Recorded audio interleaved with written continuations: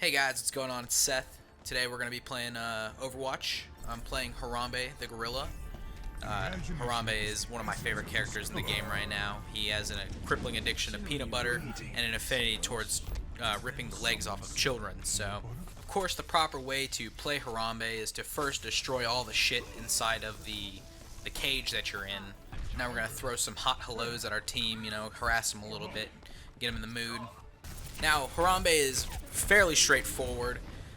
You don't actually play the game, you just kind of jump around a lot, maybe touch the objective every here and there. A lot of it is just actually dying with no purpose. Harambe, of course, has a couple abilities. He has this jump, a barrier, this part where he just goes ape shit and starts ripping people's legs off. It knocks people around. It does literal metric fuck tons of damage. There's a lot of loud noises. He turns different colors, Autists will just be drawn to this character.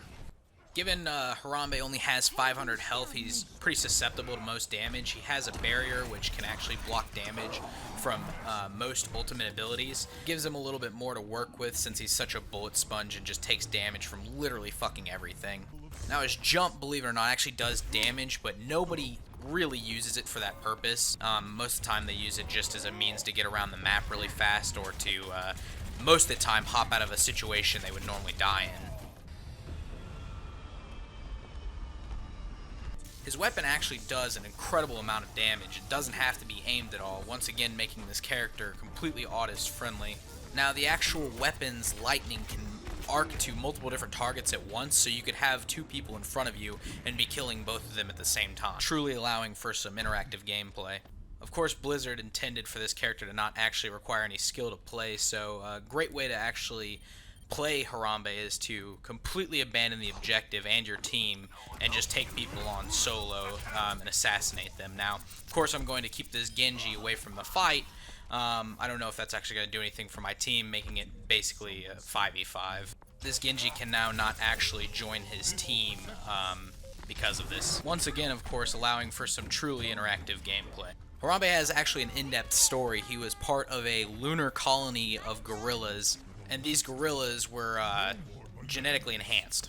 Because of these genetic enhancements, these gorillas were able to talk, do monkey science, and rip the legs off of children. Now, Harambe actually got his name when a scientist fell in his gorilla enclosure after climbing the fence. That scientist was known as Harambe. Unfortunately, since the scientist had fallen into the enclosure with the gorilla, the scientist actually had to be domed and put down to ensure the protection of course, the gorillas. The gorilla, now known as Harambe, was, of course, so shaken up by this that he vowed to live the life of the scientist for him. So he took on the name Harambe and went to Earth in a spaceship to go be with the scientist's, family and do random science shit.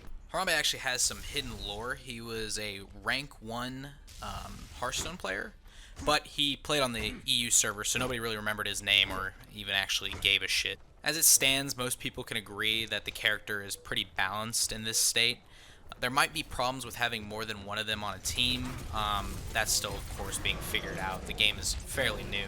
Harambe fits in a really nice role right now, whereas if your team's missing, sustainability in these fights, and, you can't assassinate high-priority targets, you can actually play Harambe and, kill the Mercies, kill the Genjis, do the damage that you need to be doing while being able to take damage as well. All in all, I think the character is a huge hit. He served as a poster child for the series, right behind Tracer. He had his animated short Recall, which was just phenomenal. I truly had never gone through such a range of emotions in 2 minutes since, showering in PE in middle school. If you haven't watched it already, I definitely recommend you do so. My only concern for this character is that he might be autistic. It's made apparent in his social interactions between himself and other heroes. You'll notice he'll get shy or maybe seem intimidated or anxious. Also, you can tell in the way that he does not like to be touched. My only true request for Winston is that Blizzard keep him exactly how he is, but make him have a skin where instead of using his fist to pummel people, he instead uses the lifeless corpse of a dead child.